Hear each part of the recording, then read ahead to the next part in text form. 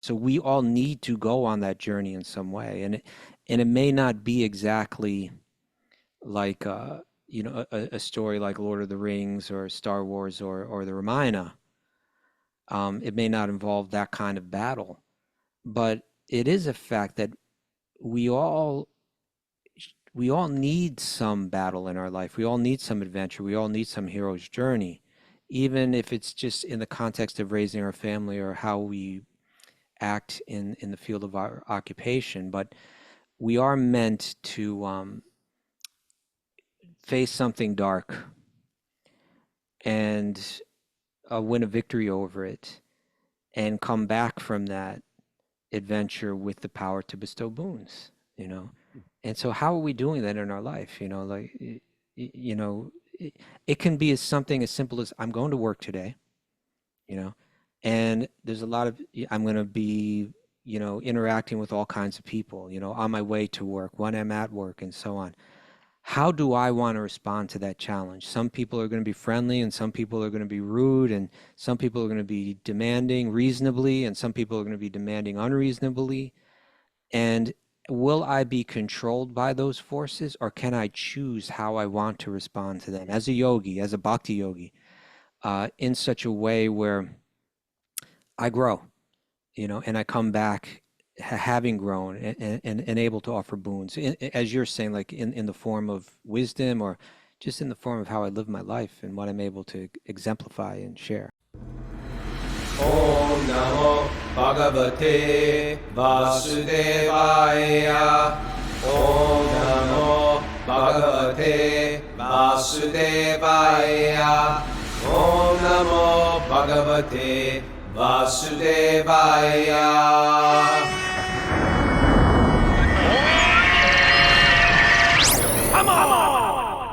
Live from Schweinfurt, Germany, this is Wisdom of the Sages, a daily spiritual podcast with your host, Raghunath and co-host and senior educator at the Bhakti Center in New York, Kaustubha Das. It is Thursday, April 10th, 2025. This is episode 1575. Welcome to the show. Whew. Just pulled into Schweinfurt, Germany, from a six-hour drive from Berlin yesterday. And yeah, great show. Great yoga class at Three Boons Yoga. Really nice. We had a big book signing Q&A yoga class. Really good questions, too. Very spiritual community there. Then we had prasad distribution at the show. It was what do you think, Mara? What was your overall take on yesterday's Berlin? Oh, it was great. It was really fun. We got to see a lot of our people, like Tomas and Lara and Jiva G. And who else? Who else was there that came out? Tomas, Lara, GVG. The temple president and his wife from Berlin. And Narayani was there. Yeah, it was a crew. It was a crew. It's really incredible to see a bunch of kids, even people who aren't like full-on devotees, but they're just singing along with songs like Message of the Bhagavat. It gives you some like hope. It gives you some hope. Berlin was great. Me and Mara went to the Berlin Wall. We gave it a hug. We hugged both sides. We cried. Oh, I think Raghunath's Raghunath's freezing up, which leaves me with, I guess, announcements. And I'm a little clueless on announcements that we got to figure. Oh, you're back, Raghunath. Yeah, sorry about that. I don't know what got cut out, but I was on a roll for a while. No, just at the end. We need to figure out the announcements for tomorrow. I don't have a co-host, but I might try to find one by tomorrow. I don't know. Maybe we should just say tomorrow's off and we'll come back on Saturday. I'll definitely come back on Saturday. Okay. That way I know I can make that happen.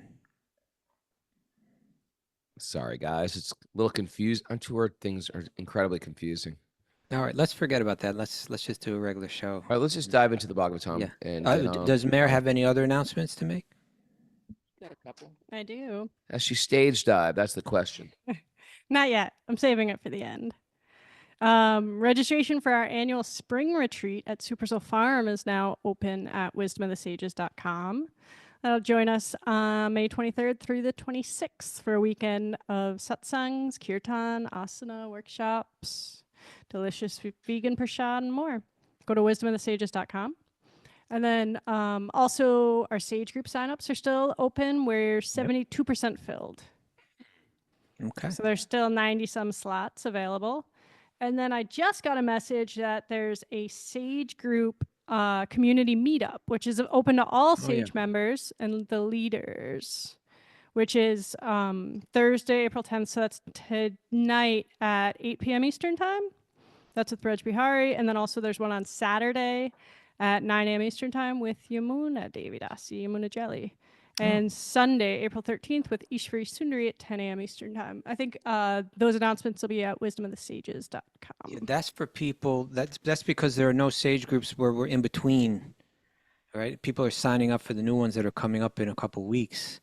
So for people that just want to still get together, I think it's like a big meeting where like anyone from any Sage group can join that and just hang out. Very cool. Who does somebody host it? Yeah, Braj Bihari tonight. Braj Bihari, Okay. Ishvari Sundari, and Yamuna Jelly. Yeah. Love our community, huh? Such a good community. Alrighty. This sounds good. Also, people have been asking me what's going on at Super Soul Farm this summer. Go to raghunath.yoga, raghunath.yoga/SSF. And those are all the dates that we got going. Oh, you got the nugget? Yes, I do. And we're going to read it. It's from Joseph Campbell. All right. I think you've heard of him. He's of the soup magnate, right? Yes, he was the soup billionaire. He's the one that painted the painting of the can of the soup? Something like that. Okay. The hero. The hero ventures forth from the world of common day into a region of the supernatural wonder. A decisive victory is won, and the hero comes back from this mysterious adventure with the power to bestow boons on his fellow man. Okay. What do you know about Joseph Campbell? Well, I know he writes the hero. He speaks of the hero's journey. Yeah. And how we can find also, we all go through these challenges in life, these heroes' journeys, these things that seem insurmountable that make us either want to stay mediocre, stay in a scarcity mentality, stay small, stay bitter, stay angry, stay a victim, or to push through and to somehow climb that Himalayan peak. So there's so many parables written in this regard, so many epics written in this regard. And we all face it. And some people face it at a very young age. They go through some tragic trauma, which can, and almost in one sense has the right to collapse a person. Or we face it in our teens, right? Or we face it in our 20s, or we face it in our midlife, where we feel like everything's going great, then all of a sudden this had to happen. And it really put a piece of, sprinkled glass in my soup. Everything was going good and delicious and wonderful, and now it's inedible. And it's the idea of climbing that mountain, making it through those hardships, and coming out the other side where you can actually offer wisdom to those who are still in the foothills, trying to also get through that same path that you went through. And this is what it is like in the Bhakti path. It's like we all have to sort of take up that machete, head into the thick forest, and on that way, there are like, you're going through a jungle. On our spiritual path, there's so many snakes, temptations, so many demons we have to face. I got that question asked in my Q&A yesterday. He said, a nice lady just said, we're in the yoga community. You're dealing with a lot of huge male egos. It gets really ugly. And I said, egos? Yeah, no female egos. Women have no female. Women have no egos whatsoever. But she brought it up about men. But she was kind. She said, like, I like the way you're speaking. You don't seem like you're leading with your ego, but it's a huge problem. I haven't read your book, but can you tell me if you had to face off with these demons, how do you deal with them and stuff like that? And first thing, those demons never go away, but you can manage them well. They stay with you. They'll hang on. Eventually they start to, if you feed the demons, they get stronger. But if you step away, slice down, defeat those demons, then the load gets lesser as we get older. But it's not like we ever feel like I'm scot-free from the demons. And it's when we do, that's when Maya can really collapse us. But I felt like, I'm speaking not from a place of arrogance, from a place of like realization. And I said, well, all you got to do is read my book so you can see again and again and again, I'm wrestling with the demons. And the demons are internal. I don't have to go anywhere. I don't have to cross borders to find demons. They're within my own heart and head. So yeah, my realization is when you walk that path and you can face off with it, and you may not have been in a speedboat going, straight ahead. It might have been a little jaggedy path, but you're still plowing through. Then you have some story to tell, and you have some advice to give for other people that want that. And those are the boons, as it says in this, the boons that you can give to other people. I lost the page right now, how he worded it. The power to bestow boons upon The power to bestow boons to others. Because you've been on that same path. You've witnessed the massive potholes and the twists and turns of the road and the dangers, etc., and the sweetness of it as well. What you think about that, Kaustubha? Well, we're today we start a new chapter 10 of the 9th canto, which next 2 chapters are the story of the Ramayana, basically, just like condensed. So the story of Lord Rama, and that's kind of where these hero stories, these are the oldest hero stories we know, hero's journey that we know, and these great epics, Mahabharata and Ramayana. And when I hear this from Joseph Campbell, from what I've never read any of his books, but from what I understand, he's showing that across cultures you have these hero stories and there's similar elements in them. But that they speak to us, of course we accept these on this deepest spiritual level, where they just hearing the Leelas of Ram can stimulate divine love for Ram, which is really what we see as like the highest goal. But there is character development in all of that, as part of it. To develop that love, our character has to develop in a sense. As you're saying, we need to let go of those, not just fight the external demons, but kind of rid our inner world of our own inner demons, our own shortcomings. And when I hear this and I hear how he speaks, I think it's a healthy thing. I think it was, I think it was Kishore Gopi on the last show that I was talking to about, but our entertainment nowadays is just, it's not like there's a council of wise people that are getting together to say, what can we bring forward to society so that we will develop, character, and that we'll cooperate with one another and will, improve ourselves. It's a council of people that are getting together and saying like, okay, what are people going to watch? What are people looking for? What are they going to tune into so that we can sell our airtime for higher, advertising price?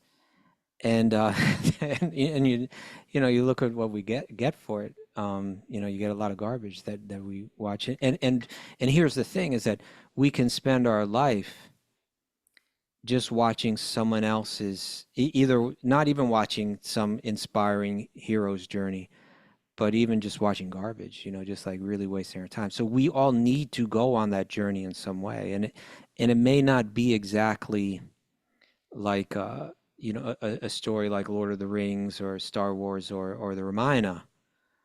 It may not involve that kind of battle, but it is a fact that we all need some battle in our life. We all need some adventure. We all need some hero's journey, even if it's just in the context of raising our family or how we act in the field of our occupation, but we are meant to face something dark and win a victory over it and come back from that adventure with the power to bestow boons, you know. And so how are we doing that in our life? You know, like, you know, it can be as something as simple as I'm going to work today, you know, and there's a lot of, I'm going to be, you know, interacting with all kinds of people, you know, on my way to work, when I'm at work, and so on. How do I want to respond to that challenge? Some people are going to be friendly, and some people are going to be rude, and some people are going to be demanding reasonably, and some people are going to be demanding unreasonably.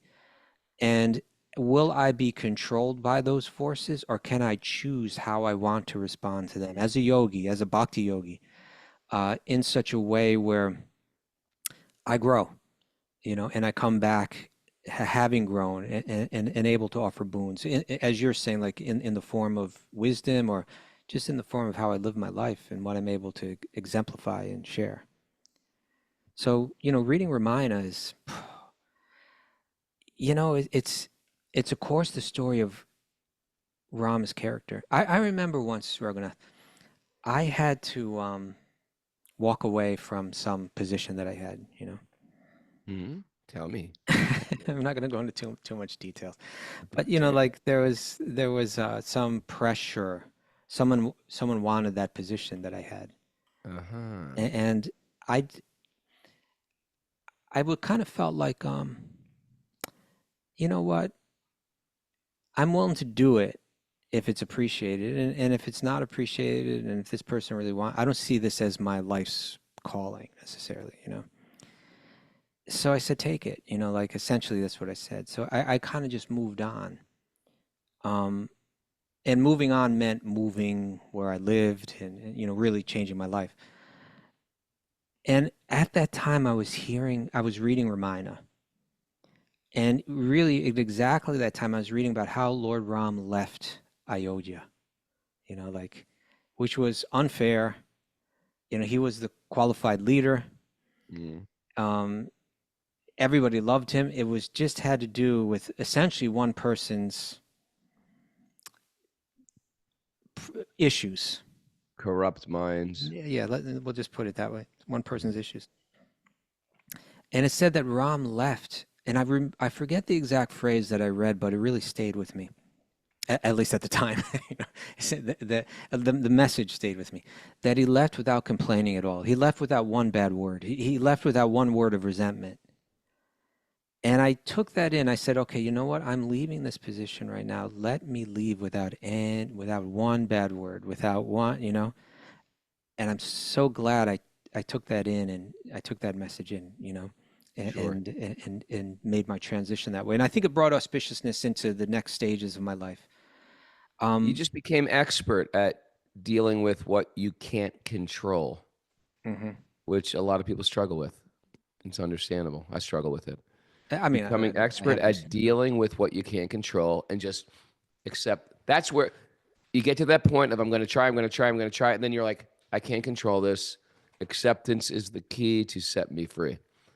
Otherwise, I'm just gripping and attached. And what's the word we were looking at in the van today?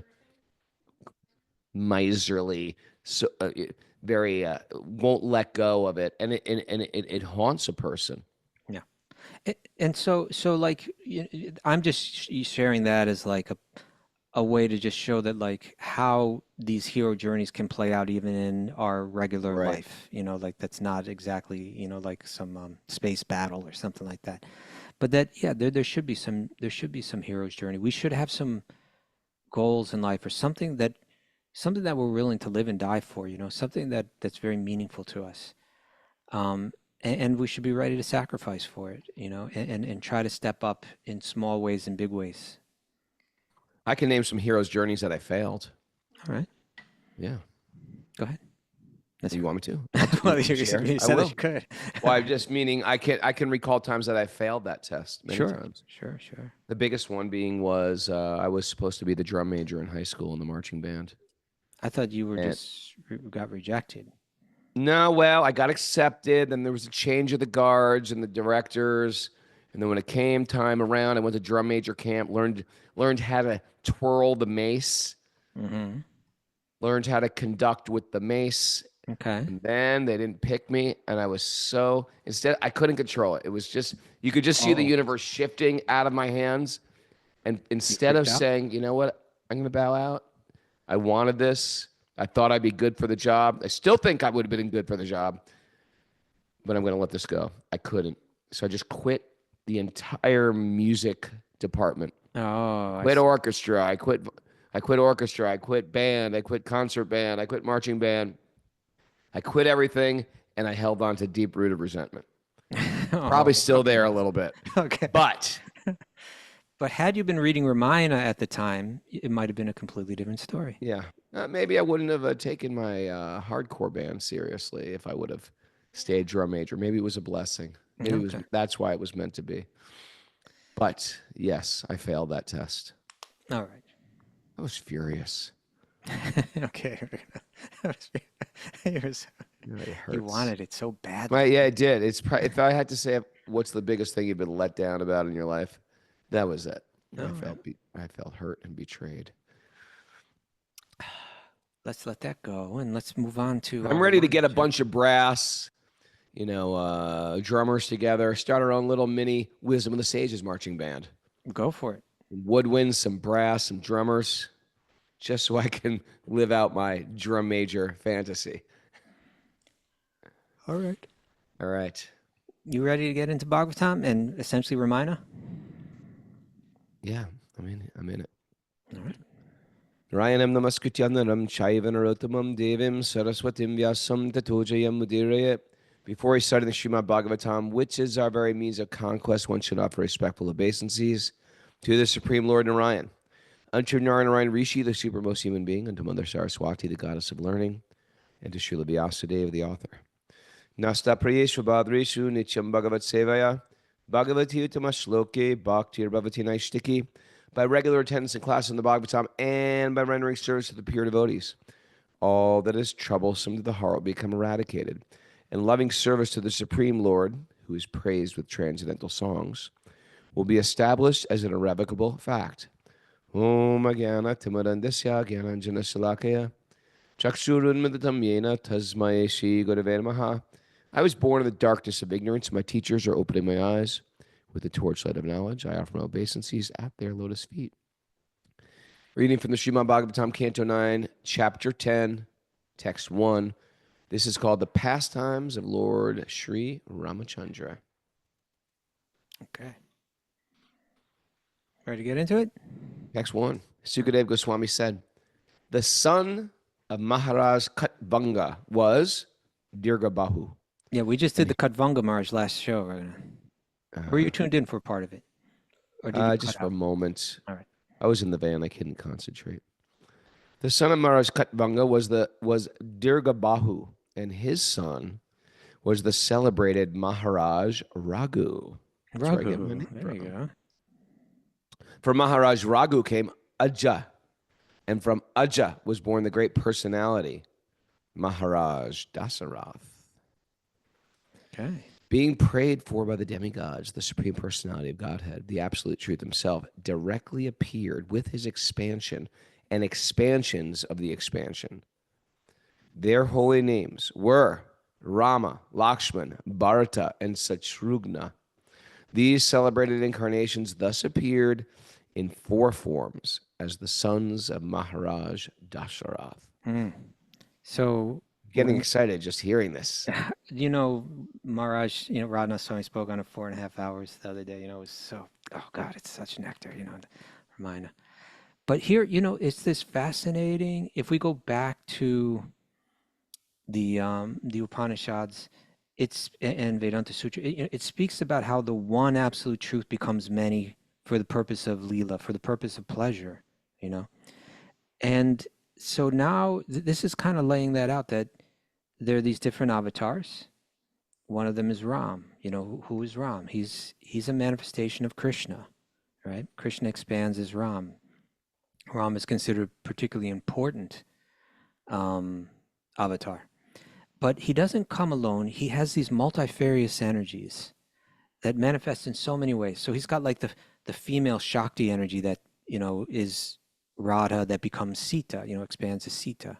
So when Ram comes, he's coming with, with that energy. He's coming with these other expansions. He's got 3 brothers that he's coming, with, that are all manifestations of him, but all with their own independent, way of operating, different moods. It's fascinating to hear, like, in this Leela, the way that Lakshman reacts to things, the way that Bharata reacts to things. Like Lakshman was ready to kill Bharat, and they're both manifestations of Krishna. Like, when Ram was out in the forest, when Ram was exiled to the forest, Bharat wasn't even there in Ayodhya at the time, right? And so it was only after Ram was already in the forest that Bharat heard anything about it. He got called back to Ayodhya, and he was informed that, by his own mother, who is the one that banished Ram, Yeah. that, well, Ram's been sent to the KK forest. thought she was It's a good thing. Bart's mother was Yeah. this is great. We've got great news for you. You can be the king. I got rid of Ram. Yeah. He was furious. He Absolutely disowned her. furious. Yeah. How can I live without Ram? What a mood, huh? How Yeah. can I live without Ram? And he was like, okay, if this vow has been taken that he would go into exile, I'm going to go and find him. I'm going to bring him back. I'll stay in exile for the 14 years. We'll fulfill the vow that way, and let him come back. Switch it up. Yeah. So then he goes out to the forest, and he's got his whole army and everything with him. And from a distance, Lakshman can see that's the flag of Bharat. Bharat's coming. He's coming to kill Ram. They're going to try to kill us. Yeah.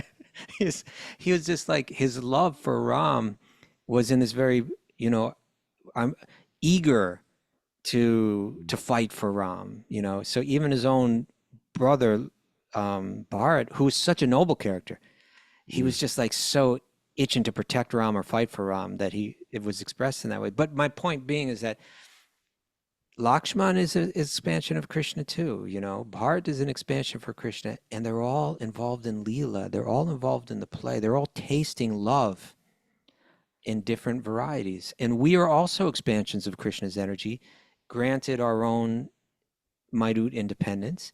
And all of us has a way that we can love, love Krishna, and through that love everyone.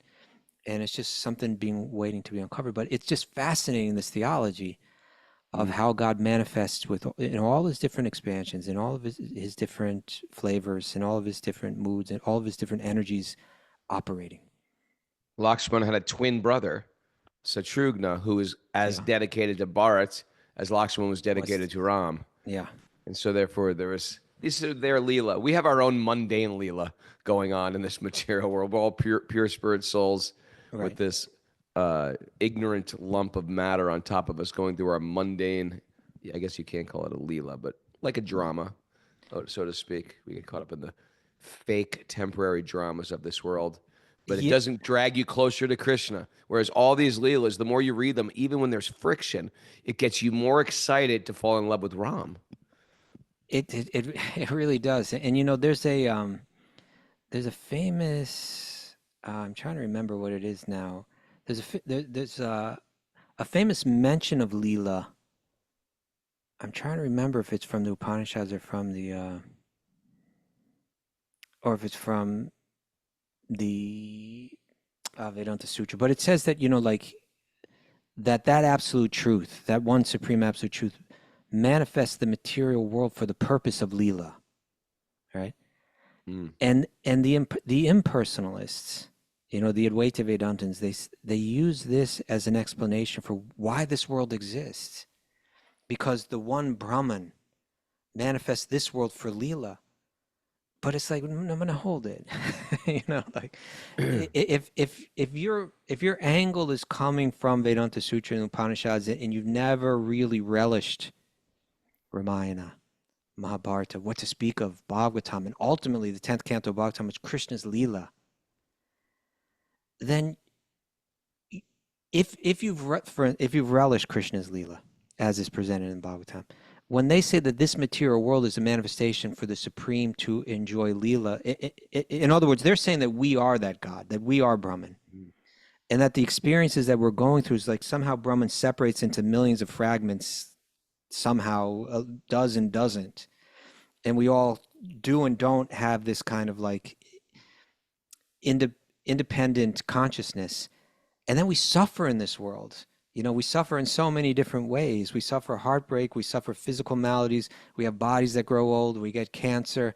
we suffer toothaches, we have irritable bowel syndrome. We have that, you know, like check. That's not that has nothing to do when we think of Leela, having heard Krishna's Leela. No, that's not Leela.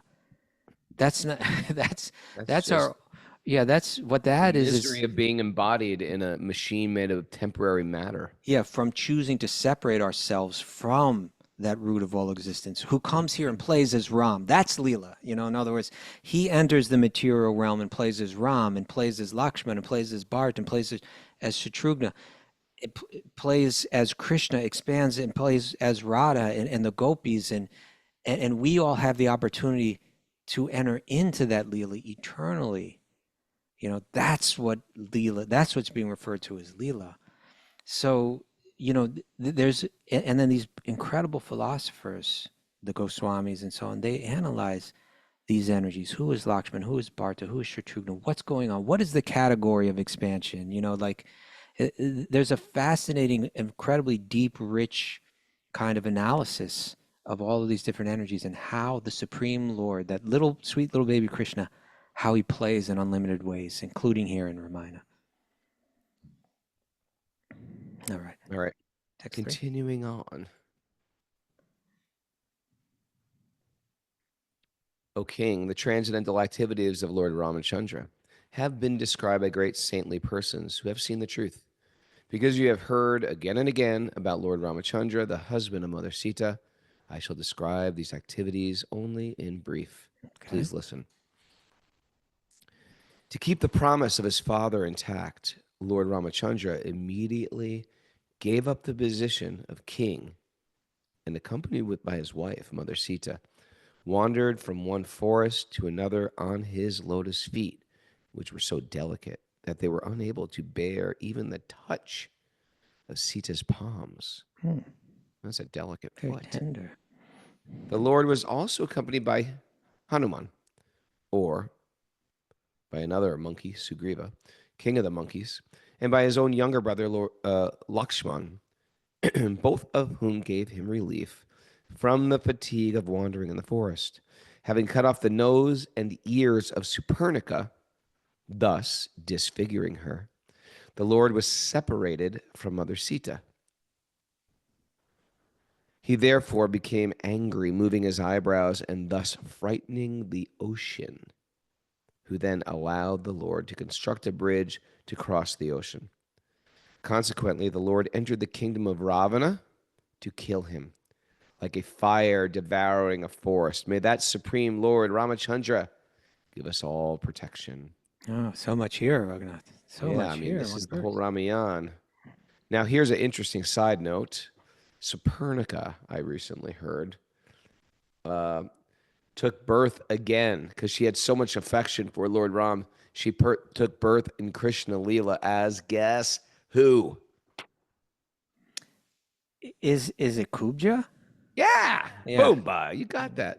Okay. Kubja is the famous hunchback that Krishna has an affair with and straightens her back out. And yes. Yeah, Suparnika had affection, but it was like kind of like a lusty affection for Ram, right? Like, and so did Kubja. And so Kubja also, but in Krishna Leela, she got transformed into, you know, she had a competitor with Sita there, right? Is it that Suparnika, she jumped on Sita? Is that what happened? She was like... She tried to attack Sita, and Lakshman cut off her nose and perhaps her ears. Who is Suparnika? And because of that, because she was so disformed, she never had a male partner in this world, in that Leela. And so she was always meditating on Ram. Right. And who is she? Whose sister? Suparnika? Yeah. She's Ravana's sister. Okay. And so tell us what happened. Why did she get her nose cut off? Well, she saw the beauty of Ram, Yeah. and even though Ram was with Sita and Lakshman, he said, "Oh, she made a lustful Had a advance past, yeah. towards Ram." And Ram very politely said, "Oh, dear lady, you are very beautiful." She wasn't. You are very beautiful, but I highly recommend you direct your passions towards my young, handsome brother, for I'm already married. And Lakshman was like, "No, no, no, no, no. I'm also not interested, but thank you very much." And then finally, she just freaked out and said, "I'll just take. It's this woman who's It's getting in the Sita that's the way. problem. Yeah. Sita's the problem." And he goes to attack Sita, and very quickly, Lakshman disfigured her. And then she went back complaining to Ravana. And when Ravana heard, oh, what happened? But There's this. we should mention that when she attacks Sita, she's a Rakshasa. She can eat Sita alive. She could eat Sita. You know, Yeah. so it took some drastic measures. So when she complained to her brother and told her the whole story, he thought, oh, there's this man in the forest with a very beautiful wife. I must have her for my own. And this is the idea of the demonic mentality. Whenever you see something beautiful, I want it for myself. When the devotees see something beautiful, they think, I want to offer this to Krishna. I want to offer this to God. So Ravana is thinking, Sita's beautiful. I want her. She's part of my harem. And that's what the material world is. It's collecting a harem of stuff. I want that boat. I want that car. I want that house. I want that girl or that guy. I want to collect a bunch of stuff around me to make myself feel more important, even though all those things are temporary and frail and crumble in front of our eyes. It's in one sense the real hero's journey for us, no matter how it plays out, and it can play out in a billion different varieties. But it's really just to come to that point where we give up trying to exploit this material energy for our own selfish endeavors and learn actually how to love selflessly, which is what we're designed for and what in our refined condition and what we exist as. And so, yeah, Ramayana plays out. That is that hero's journey, to refine the self like that, to become pure like that, to become free of lust and actually understand love. And so it's all playing out in Ramayana. Obviously there's the contrast between Ravana, who sees Sita and I want her for myself, and Hanuman that sees Sita and says, I want to return her to Ram. And so can we transform? Can our inner Ravana be defeated and our inner Hanuman, awaken? Is essentially what we're trying to do. But we see so much in this, we see the softness of Ram, and he doesn't complain. He leaves when he's asked. He leaves the kingdom. He's got these very soft, delicate feet. He's going out into the forest, and also we're seeing like the fierceness of him. He's terrifying the ocean. He's intense. So he's this fully most fascinating character. Multifaceted. Yeah. Text 4. Text 5. Text 5. In the arena of the sacrifice performed by Vishvamitra, Lord Ramachandra, the king of Ayodhya, killed many demons, rakshasas, and uncivilized men who wandered at night at the mode of darkness. May Lord Ramachandra, who killed these demons in the presence of Lakshman, be kind in us to give us protection. So this is when Vishvamitra approached Ram's father, Dasarath, and said, I need your son. I want to take him to the forest. All these sages are performing rituals, and these rakshasas are ruining them and trashing them and killing them. And they say, Rakshasas, the father said, are you kidding? They will kill my young son. Yeah. And they said, I've come here and I've asked you for a favor. You said you'd give me the favor. Now I'm telling you the favor and you won't live up to your word? And of course, finally Ram stepped in and says, Father, let me go. I will go. I'm not fearful of these Rakshasas. So that was his first outing when he went out into the forest and to take on all these demons. And that's what this prayer is glorifying. Mm. Text 6 and 7. O king, the pastimes of Lord Ramachandra were wonderful, like those of a baby elephant. No, Right. what is it about a baby elephant? They're adorable and strong. Yeah, I guess they're playful and they're powerful, and Yeah. maybe it's just that I combination. would love to have a baby elephant. In the house or out of the house? Super Soul Farm. The house elephant. Okay. Mara says not allowed that. In the assembly where Mother Sita was to choose her husband. We just started that one. O king, the pastimes of O king, the pastimes of Lord Ramachandra were wonderful, like those of a baby elephant.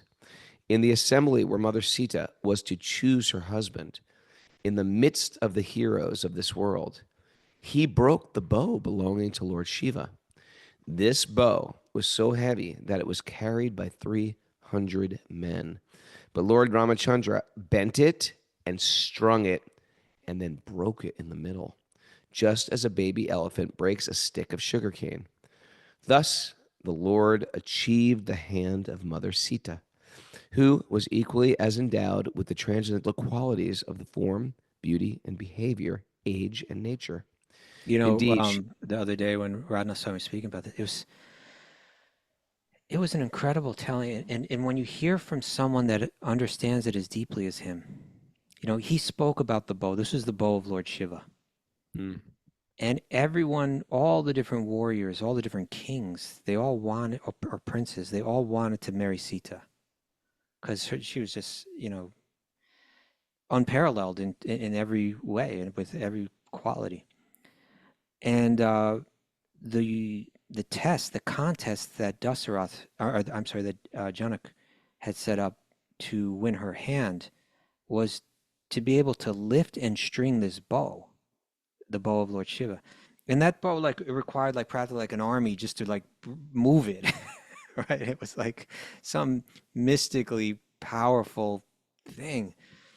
And but they said that when Sita was like a little girl, she would just like be dusting around the house and she'd just like pick it up and dust under it. And, you know, I think that's how it came up, that's how Jonah came up with this thing. Whoever's going to marry her has to be able to move that bow, lift that bow, string that bow. And so many tried and they all failed. And then Ram came and everybody just looked at Ram. And you know, I think Vishwamitra was kind of like playing a bit of matchmaker. Like he foresaw all of this happening, you know, that Ram would marry Sita. And so, you know, Ram appeared there and everybody's looking at him like, oh, he's perfect, you know. And then Vishwamitra, or is it Vaishishta? Vishwamitra, yeah, Vishwamitra. Vishwamitra turns to Ram and says, you know, lift it, you know, do it. You can do it, you know. And he just goes up and with ease, you know, we see that Ram, it's not like brute force, but it's with ease, effortless strength. He lifts that bow. And he even he had it up in the air and he was just kind of like tossing it in the air a little bit, just showing like, this is no problem, you know? And then he took it and when he went to string it and like, that's you know, it's hard enough just to lift it, but to bend it so that you could string it, you know, would require such incredible strength. And not only did he bend it, but he bent it so much that the thing shattered. And when that thing shattered, it shook the whole earth, you know? Maharaj said it was like this kind of like earthquake that didn't damage anything, you know, but an explosion that was sort of pleasant. And so then Sita comes and places the garland around him. And this is the scene of this is Leela, right? Not irritable bowel syndrome, not, you know, like this is Leela. That the supreme person comes and connects with his supreme energy, and she comes, and when she places that garland around him, they look into each other's eyes. And Maharaj said, you know, there's whole chapters can be written just on this moment. You know, commentators speak at great length about just the beauty and the perfection in this moment when Ram and Sita look into each other's eyes for the first time, what that means, what those two energies of the Supreme Lord connecting with the deepest, purest love, what they were experiencing when they were looking into each other's eyes. That's what we want to understand when we're trying to understand what Leela is, you know. This is something, so to say that this, all the garbage that we go through, that we are the Supreme Lord engaged in Leela, it's absurd. You know, we need to really look at what is Krishna's Leela, or the Leela of Krishna avatars, to try to understand what that is, to try to understand how, in one sense, our own so-called Leela is so sad, you know. And we have so much more potential if we just know how to play our own role in Leela, rather than try to take Krishna's role in the Leela. You know, we just need to learn that, and we can enter into it. And it's almost there's an absurdity in saying that we are the Supreme Lord engaged in Leela, you know, in all the tragedy of our sad tragedy of our own lives, you know. All right. Yeah. Our Leela doesn't make us more free. It makes us more entangled. Yeah. Our so-called Leela. I so call it. Okay, last So one. it continues. Indeed, she was. Indeed. Baby elephant. While returning from Sita's home. Indeed, we're reading. lost. We're halfway through 6 and Oh, 7. indeed, she was a goddess of fortune who constantly rests on the chest of the Lord. While returning from Sita's home after gaining her at the assembly of competitors, Lord Ramachandra met Parshuram. Although Parshuram was very, very proud, having rid the earth of the royal order 21 times, he was defeated by the Lord, who appeared to be a Kshatriya of the royal order. This is his play, right? Yeah. Okay. All right, I think we gotta stop there. Do we? It's only 53. Yep. Yeah, we do. You have to stop? We do. I gotta stop. I got a whole thing happening. All right. When do we see you again? When do I see you again? When will we share precious moments? Is it not the beginning? Or is it the end? I don't know. All right. Well, I'll be back on Saturday. When do we see me again, Mara? I'll be back at Saturday at 8 I don't a.m. know. Okay. We'll see you as soon as I can. Saturday we can, right? We can't do Saturday. What's Saturday? We're driving to. We're driving to Vienna. It's not going to work. We're in a car. It's a very long drive. Yes. We're coming from Leipzig. Anyway, thanks to everybody who's showing up at these shows. I appreciate it so much. Let's have some takeaways by Miss Mara, who is knitting her Shravanam scarves in the car while we're chanting the Bhagavad Gita shlokas, listening to, reading the Nectar of Ocean and the Chaitanya Bhagavad. It's a nice little ride. Okay, Miss Mara, what you got for us? We are all called upon for a hero's journey. That's right. Yeah. Maya sneaks in when we think we've defeated our demons. She's sneaky. Leave like Lord Ram left, without complaints or resentment. We got to leave? Yeah. When we have to leave. When Ram left, he bowed down to that stepmother, Kakeyi. And he said, well, when would you like me to leave? She goes, I'd like you to leave immediately. Imagine that. The next day you're supposed to take the throne, and instead she just drops this bomb on you. And he says, well, when do you want me to leave? You want me to leave in a couple of days? Or no, I want you to leave immediately. He offered his obeisance. He says, at your will, mother. Touched her feet. No resentment. Immediately. Radical. This is happening to me. I'm not in control. And walked away. Boom. Become expert at dealing with what we can't control. Become expert at dealing with what we can't control. What a lesson. How can I live without Lord Ram? What a meditation. What am I supposed to do in this body without Lord Ram? It's a demonic mentality to try and collect a beautiful collection for myself. Beautiful. Surround myself by the beautiful. Can we defeat our inner Ravana and awaken our inner Hanuman? Aw. Where do you get that from? There's another guy talking on the podcast. that other person. It's a sad tragedy when we try to take Krishna's role in the Leela.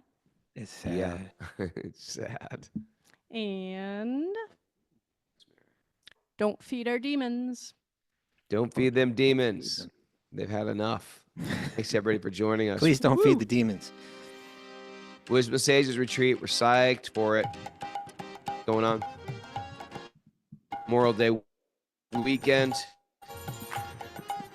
Woo! Super Soul Farm schedule is at raghunath.yoga/SSF.